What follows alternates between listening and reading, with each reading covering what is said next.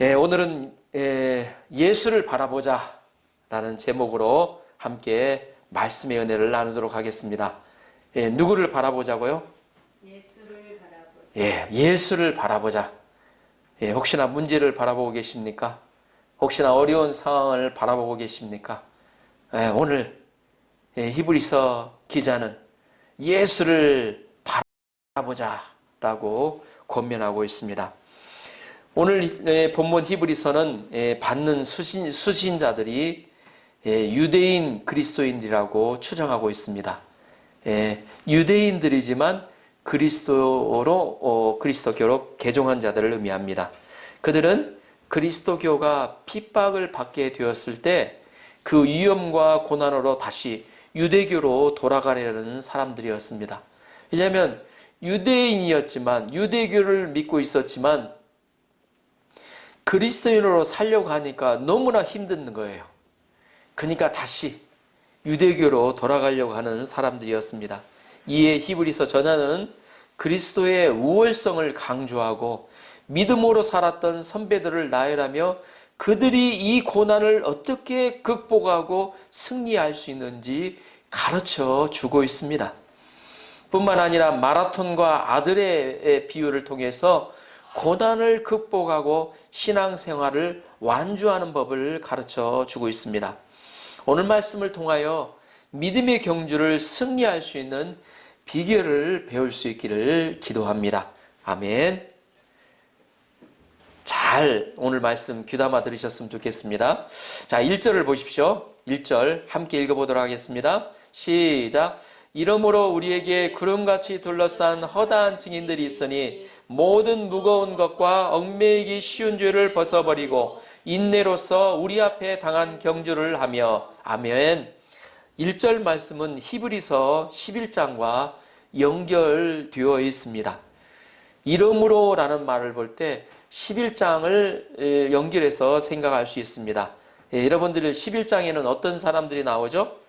히브리서 11장 하면 무슨 장으로 알고 있습니까?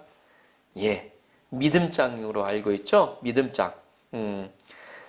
아브라함을 시작하여 많은 믿음의 아벨부터 나오죠? 아브라함을 시작하여 많은 믿음의 조상들, 믿음의 선배들이 차라리 또 나옵니다.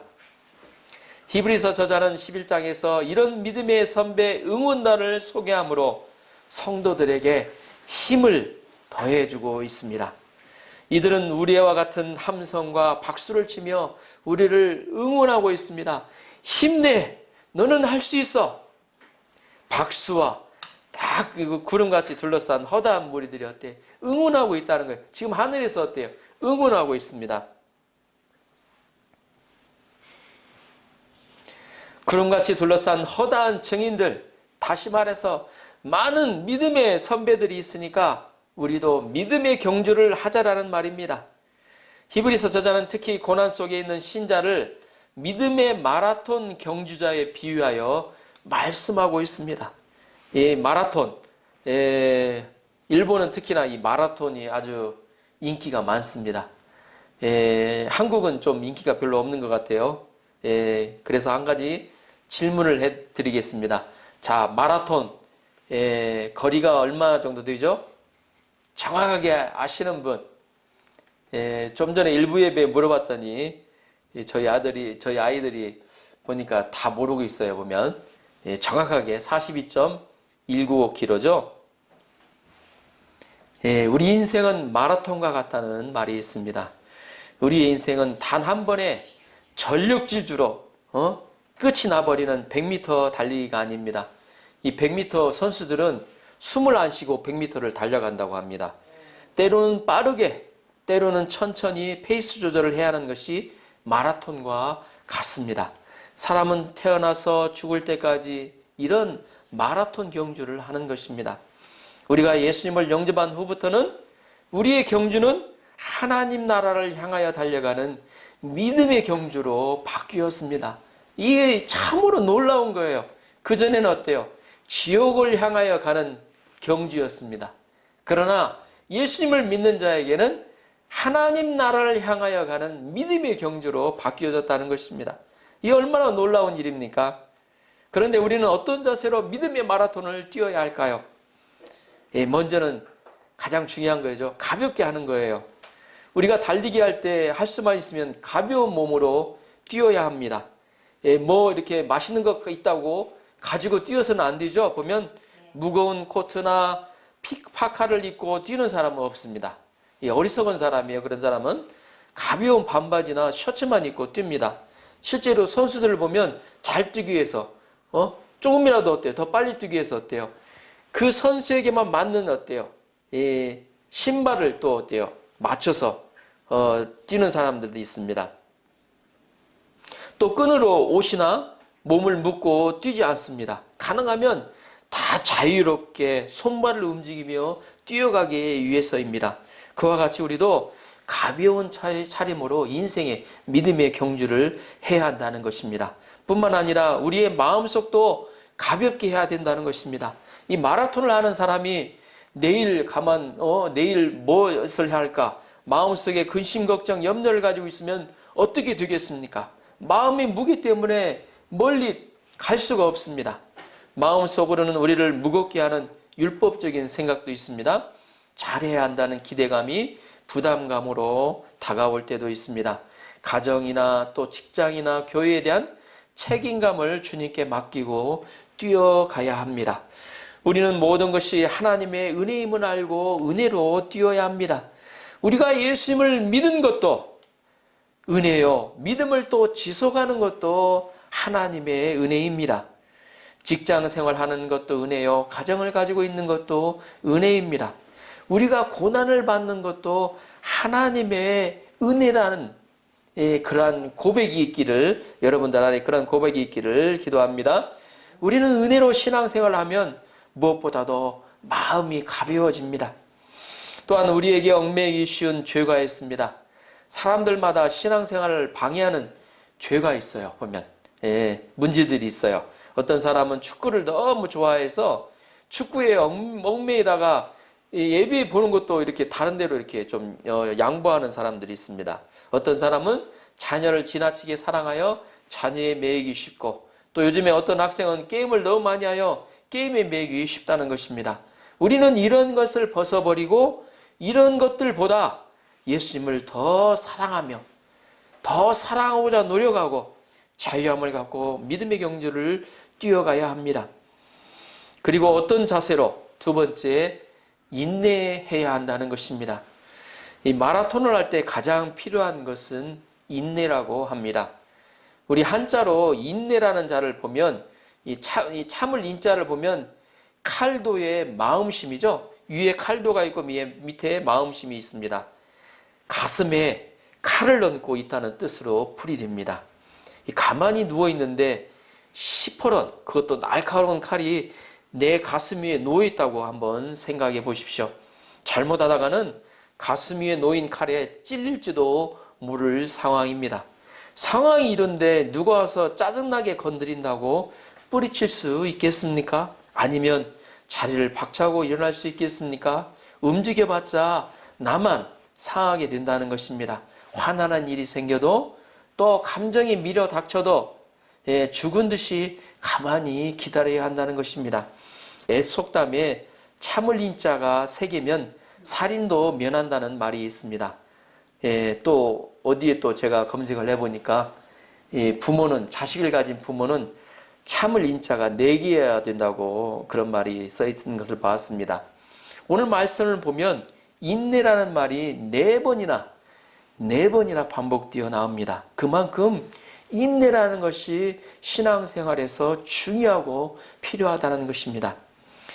여러분들이 잘 아는 링컨 대통령은 이 정적이 많았어요. 적이 많았어요. 그래서 에드원 스탠톤이라는 사람, 정말로 이 험한 사람, 이런 사람처럼 험한 사람이 없었다고 합니다.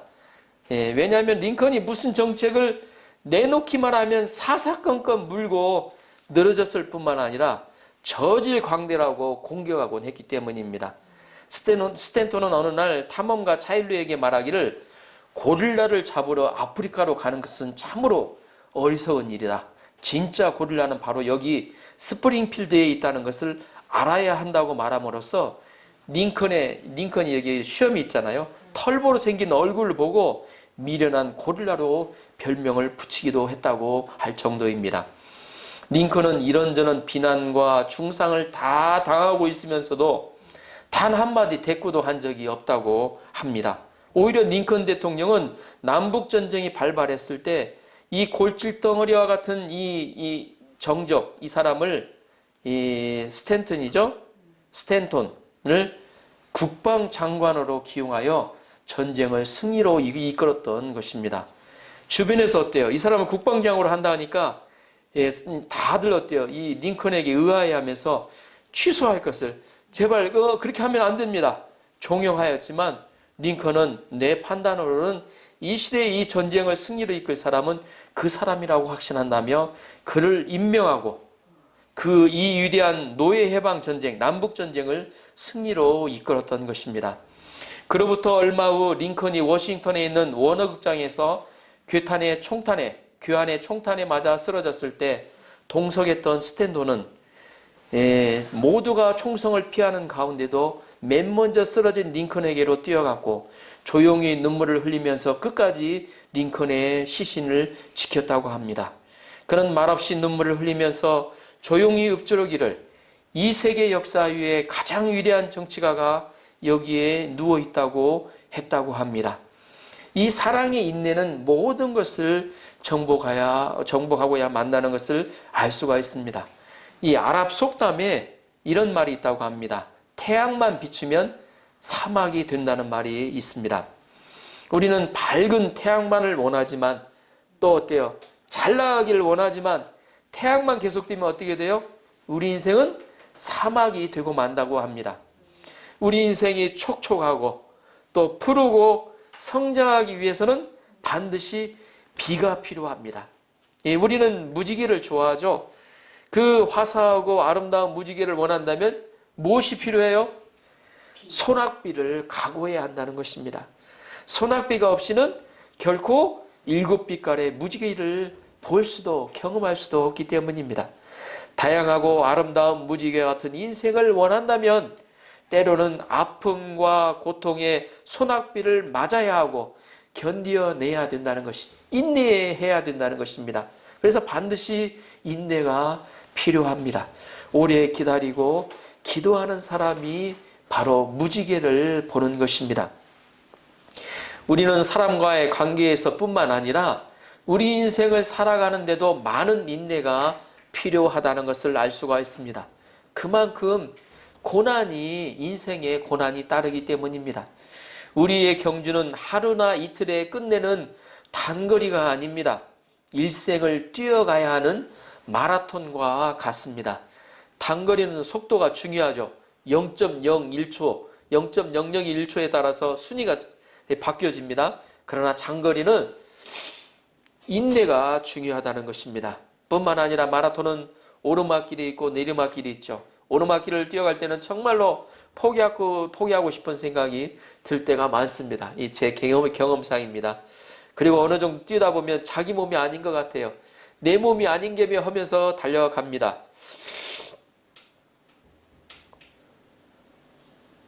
사업을 하는 사람도 사업이 잘 되어서 오르막길을 가는 때도 있지만 사업이 잘 안 돼서 내리막길을 가는 때도 있습니다.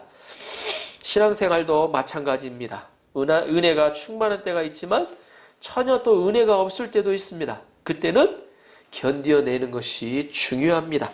그러므로 우리는 인내로서 우리 앞에 놓여진 코스를 뛰어가야 합니다. 그러면 우리가 어떻게 인내할 수 있을까요? 우리가 인내하며 믿음의 인생의 마라톤을 완주할 수 있을까요? 그것은 예수님을 바라보는 것입니다. 2절을 보십시오. 2절 우리 함께 읽어보겠습니다. 2절을 함께 읽어보겠습니다. 시작. 믿음의 주여 또 온전케 하시는 이인 예수를 바라보자. 그는 그 앞에 있는 기쁨을 위하여 십자가를 참으사 부끄러움을 게으치 아니하시더니 하나님 보좌 우편에 앉으셨느니라. 아멘. 믿음의 주여 또 온전하게 하시는 이인 예수를 바라보자. 무엇을 바라보고 계십니까? 우리는 믿음의 경주를 할 때 예수님을 바라보아야 합니다. 한번 바라보는데 그치지 않고 계속해서 바라보아야 한다는 것입니다. 우리 마라톤의 경주의 꼬린 지점은 바로 하나님의 나라입니다. 예수 믿는 자들에게 주어진 큰 축복입니다. 우리에게 주어진 하나님 나라. 우리가 바라보고 달려갈 본보기는 바로 예수님이라는 것입니다. 예수님께 우리의 눈을 고정시켜야 합니다. 나를 보지 말고, 현실을 보지 말고 예수님을 바라보라는 것입니다. 우리가 왜 예수님을 바라보아야 할까요? 우리가 예수님을 바라보아야 하는 이유는 두 가지입니다. 첫째, 예수님은 주 하나님이시기 때문입니다. 부활하여 하나님 우편에 계신 예수님은 우리의 주인이 되십니다. 주 하나님은 믿음을 시작하신 분이시요 또 완성하신 분이시라고 소개하고 있습니다. 예수님은 지금도 살아계셔서 우리를 항상 바라보고 계시는 분이십니다. 우리에게 믿음을 주시는 분이십니다. 우리가 예수님만 고정하여 바라볼 때 우리에게 어때요? 믿음이 생겨나요. 우리에게 믿음을 주시고 우리의 믿음을 완전하게 하시는 분이 바로 예수님이십니다. 우리가 현실을 보고 또 나의 모습을 보면 믿음이 없어져 가요. 믿음이 있다가도 현실을 보고 나를 보면 믿음이 없어져 가요. 그러나 부활하여 살아계신 예수님을 바라보면 믿음이 솟구쳐 나오게 됩니다. 우리의 믿음도 하나님의 은혜로 주시는 것입니다. 둘째, 예수님은 우리에게 인간으로 본이 되시는 분이십니다. 가장 좋은 본보기가 되십니다. 예수님은 가장 모범적인 믿음의 경주를 하신 분이십니다. 바로 그 예수님이 십자가 이 땅에 오셔서 십자가의 길을 가신 그 본을 우리에게 구체적으로 보여주셨어요. 예수님은 그 앞에 있는 즐거움을 위하여 십자가의 경주를 참으시고 부끄러움을 개의치 않으셨습니다. 하나님 나라의 상을 바라보며 경주를 하셨습니다. 예수님은 죽는 그 순간까지도 참아내셨습니다. 육체적인 고통을 참아내셨고 무시받는 정신적인 고통을 참아내셨습니다. 다른 사람의 죄로 인하여 받는 고통을 참아내셨습니다. 예수님은 십자가에 죽으실 때 다 이루었다고 하셨습니다. 예수님은 십자가를 끝까지 지심으로 승리하셨습니다. 예수님은 마침내 하나님의 우편에 앉아서 영광의 주님, 승리의 주님이 되셨습니다. 우리가 이 예수님을 바라보아야 합니다. 우리가 예수님과 같이 십자가를 참으사 부끄러움을 개의치 아니하면 우리도 예수님과 같이 승리를 얻고 영광을 얻게 될 것입니다. 자, 3절을 보십시오. 3절 같이 한번 읽어보겠습니다. 시작. 너희가 피곤하여 낙심하지 않기 위하여 죄인들이 이같이 자기에게 거역한 일을 참으신 일을 생각하라. 우리는 믿음의 경주를 할 때 피곤하고 낙심될 때가 있습니다. 주저앉고 싶을 때가 있습니다. 우리는 이때 우리의 롤모델이 되시는 예수님을 생각해야 합니다. 우리도 양들의 롤모델이 되어야 합니다. 궁극적으로 거역하신 죄인들을 참으신 예수님을 생각해야 합니다. 우리가 예수님을 바라본다는 것은 결국 예수님을 생각하는 것입니다. 예수님은 이때 어떻게 하셨을까? 예수님은 이런 때 나에게 무엇을 원하실까? 예수님이 십자가에 못 박혔을 때 종교 지도자들, 지나가는 사람들, 심지어 옆에서 함께 십자가에 못 박혀 죽어가는 강도까지도 예수님을 희롱했습니다. 예수님을 조롱했습니다. 내가 십자가에서 내려와 너를 구원하면 우리가 너를 그리스도로 믿겠다고 조롱해댔습니다. 예수님은 십자가에서 내려오실 수 있었지만 내려오시지 않으셨습니다. 예수님은 십자가에서 끝까지 모욕하는 자들을 다 참으셨습니다. 예수님이 십자가를 끝까지 참으셨을 때 예수님은 부활하여 그리스도가 되셨습니다.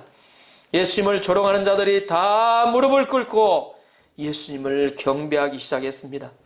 예수님은 십자가를 통하여 승리하셨습니다.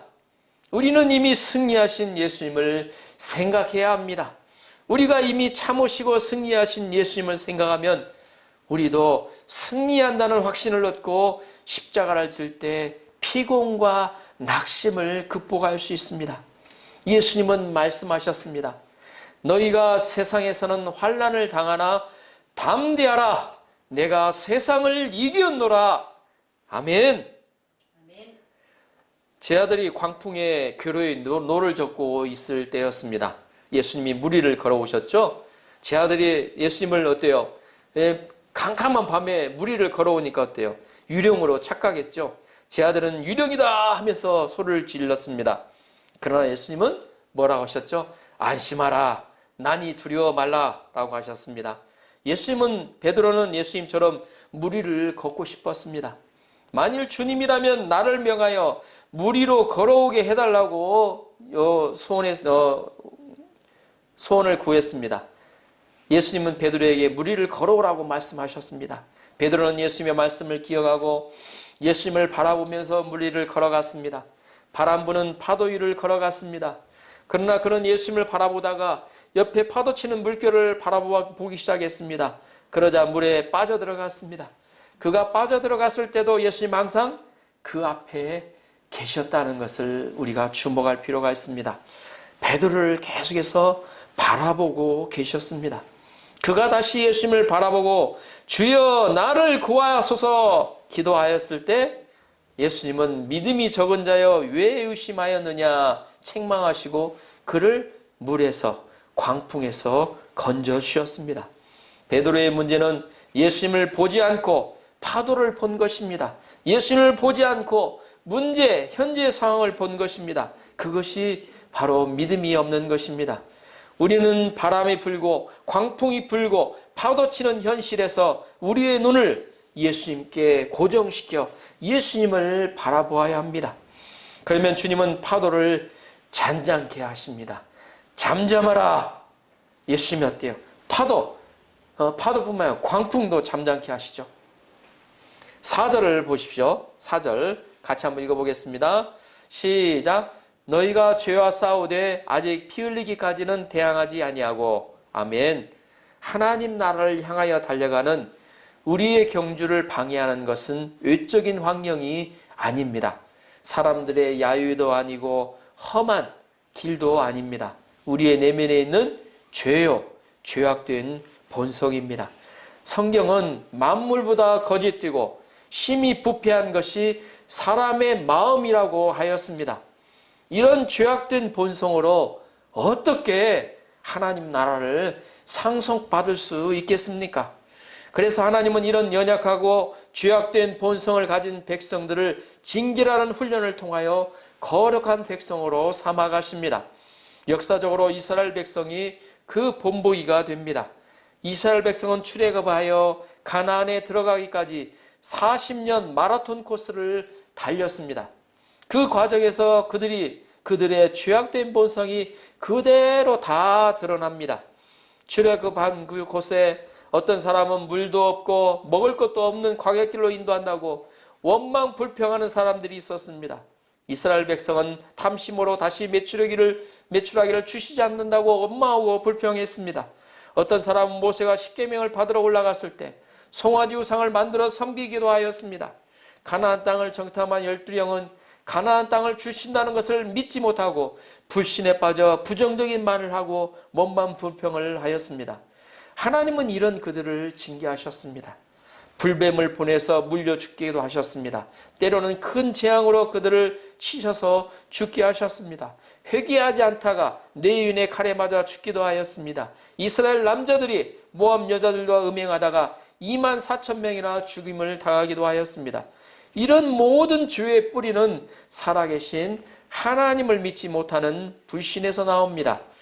이 5절에서부터는 성도들이 받는 그 고난을 아버지가 사랑하는 아들을 징계하는 것에 비유하여 말씀하고 있습니다. 자, 5절부터는 성도들이 받는 고난을 아버지가 사랑하는 아들을 징계하는 것에 비유하여 말씀하고 계십니다. 자, 5절을 보십시오. 5절 함께 읽어보겠습니다. 5절 시작. 또 아들들에게 권하는 것 같이 너희에게 권면하신 말씀도 잊었도다. 일러스되 내 아들아 주의 징계하심을 경히 여기지 말며 그에게 꾸지람을 받을 때 낙심하지 말라. 아멘. 히브리서 저자는 히브리서 성도들에게 하나님의 아들들이라고 깨우쳐 줍니다. 그리고 그들이 현재 받는 그리스도인으로서 현재 받는 그 고난은 하나님 아버지가 사랑하는 아들에게 주시는 징계라고 깨우쳐 줍니다. 주님이 징계하실 때는 그 징계의 의미가 있습니다.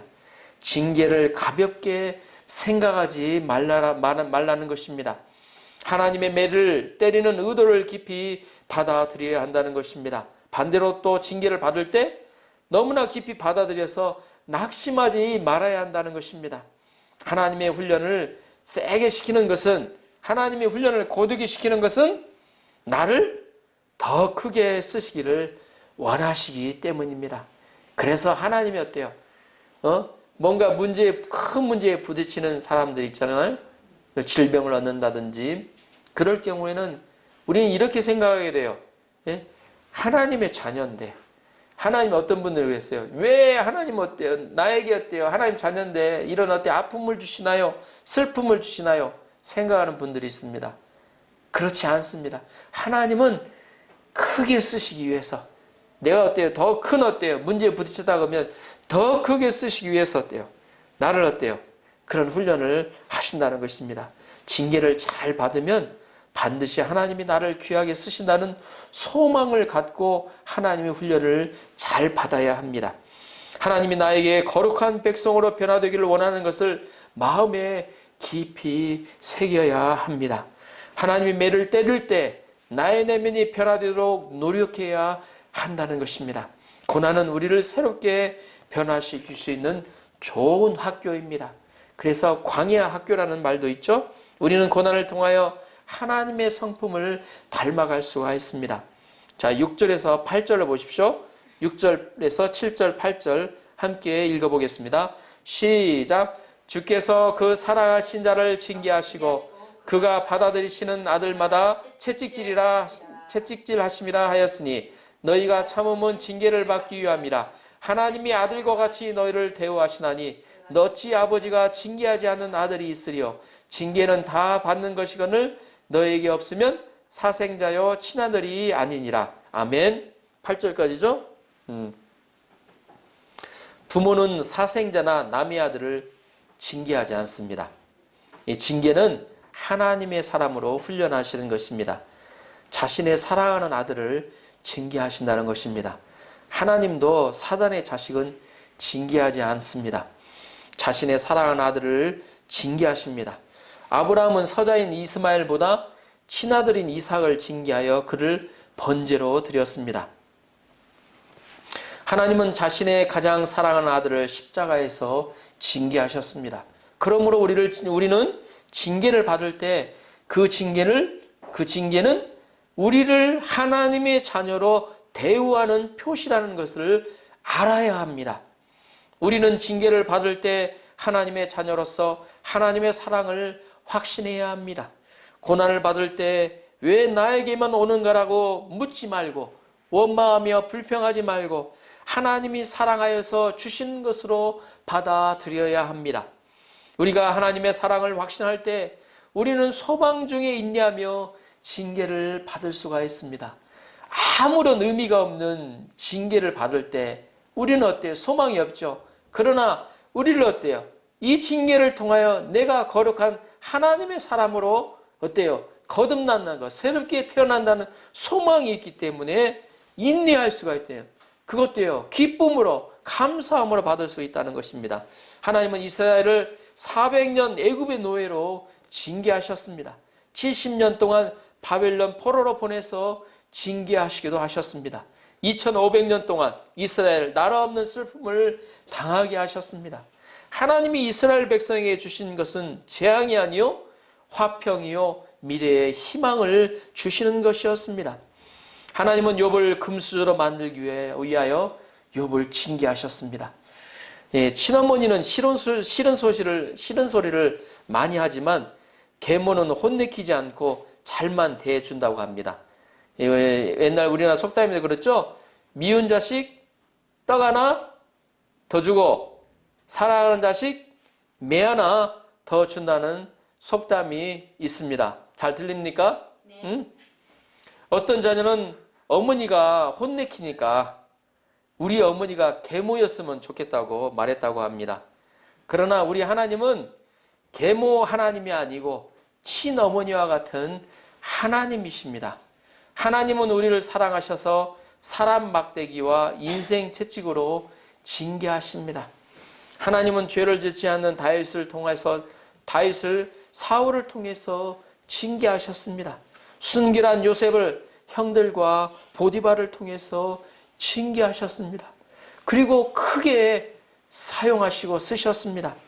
자, 9절에서 11절을 보십시오. 9절에서 11절 함께 읽어보겠습니다. 9절에서 11절 시작. 또 우리 육신의 아버지가 우리가 징계하여도 공경하였거든 하물며 모든 영의 아버지께 더욱 복종하며 살려야 하지 않겠느냐. 그들은 잠시 자기의 뜻대로 우리를 징계하였거니와 오직 하나님은 우리의 유익을 위하여 그의 거룩하심에 참여하게 하시느니라. 무릇 징계가 당시에는 즐거워 보이지 않고 슬퍼 보이나 후에 그로 말미암아 연단받은 자들은 의와 평강의 열매를 맺느니라. 아멘. 오직 하나님은 우리의 유익을 위하여 그의 거룩하심에 참여하게 하시느니라. 아멘. 우리의 육신의 아버지는 자신의 뜻대로 잠시 우리를 징계합니다. 그때도 공경하여 징계를 받았습니다. 그러나 하나님은 우리를 아시고 너무나도 정확하게 우리를 징계하신다는 것입니다. 우리의 인생을 전체적으로 보고 징계하신다는 것입니다. 우리 고바야시상이 저번 주에 면접을 보다가 좀 뭐랄까 취업이 잘 안 됐어요. 보면 그것도 어떻게 보면 어때요? 나에게 무슨 문제가 있는가? 왜 기도하고 있는데 안 되지? 이렇게 생각할 수도 있죠. 그러나 하나님 편에서 볼 때 그를 통하여 하나님 모든 걸 다 알고 계시죠. 우리 고바야상의 성격이나 그 어때요? 내면 뭐 어떻게 하면 고바야상이 어때요? 하나님의 사람으로서 잘 되어갈 수 있는 모든 것을 알고 계시고 그런 하나님께서 주관하시는 그러한 손길 가운데 볼 때 그 자체로 어때요? 예? 그냥 어때요? 왜 안 됐지? 그냥 그 자체에 멈추는 게 아니고 그 자체만으로도 하나님을 신뢰할 때 감사할 수가 있다는 것입니다. 그러나 하나님 우리를 정확하게 너무나도 우리를 정확하게 징계하신다는 거예요. 우리 인생을 전체적으로 보고 징계하신다는 거죠. 왜냐하면 어때요? 징계를 통하여 우리를 어때요? 유익하게 하는 거룩하심의 상품에 거룩한 성품에 참여하게 하기 위한 것이라는 겁니다. 과일이 뜨거운 햇빛을 쬐어야 맛이 있듯이 우리도 고난을 통하여 인격이 성숙하게 됩니다. 징계는 우리에게 유익합니다. 우리를 공의로운 사람, 평화의 사람으로 만들어 가십니다. 우리가 징계를 받을 때 그 징계가 즐거워 보이지 않고 슬퍼 보이는 것이 사실입니다. 자존심도 상하죠. 힘들어요. 쉽지가 않습니다. 그러나 우리가 그런 가운데서도 훈련을 잘 받으면 하나님의 거룩한 성품을 갖게 됩니다. 자, 12절, 13절을 보십시오. 12절, 13절 같이 한번 읽어보겠습니다. 시작.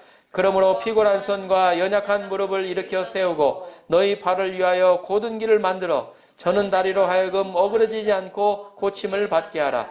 우리의 징계는 일시적입니다. 그 후에는 영원한 하나님의 복이 우리를 기다리고 있습니다. 그러므로 우리는 믿음의 경주를 할 때 피곤한 손과 연약한 무릎을 일으켜 세워야 합니다.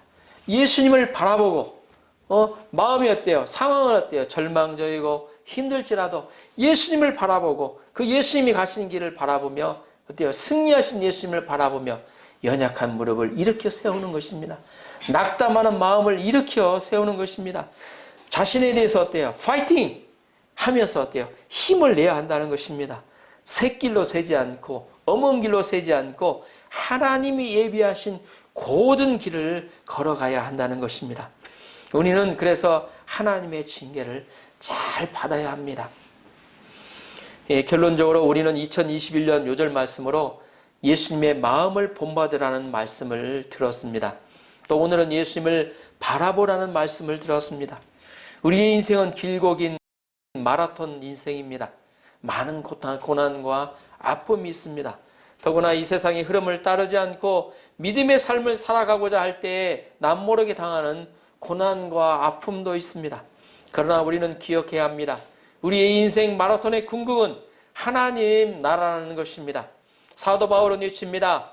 생각건대 현재의 고난은 장차 우리에게 나타날 영광과 비교할 수 없도다. 아멘. 할렐루야. 생각건대 현재의 고난은 장차 우리에게 나타날 영광과 비교할 수 없도다. 아멘. 우리는 그 영광을 위해 아들처럼, 정말 사랑하는 아들처럼 징계하시는 하나님을 신뢰하며 인내해야 합니다. 저와 여러분이 예수님께 주목하며 예수님을 바라보는 인생이 되시도록 축복합니다. 아멘.